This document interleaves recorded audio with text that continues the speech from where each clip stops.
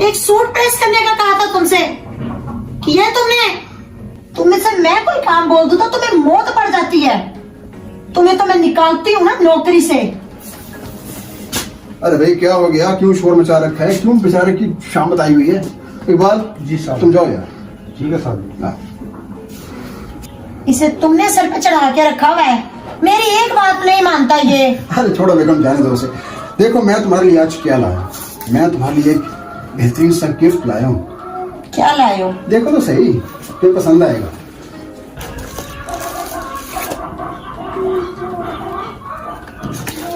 ये क्या है? अरे भाई गिफ्ट है तुम्हारे लिए। मैं ऐसे कपड़े पहनती हूँ, ये स्टैंडर्ड है मेरा। अरे भाई इतना खूबसूरत तो है, मैंने बड़ी और हो उसके बाद लिए कि भाई पसंद किया है उसको। तुम्हें अच्छी तरह से पता है मैं ब्रांड के कपड़े पहनती हूँ, और ऐसे कपड़े तो मैं नौकरों को देती हूँ। ये लो अपनी बहन को दे देना, वो ही पहनेगी ऐसे कपड़े।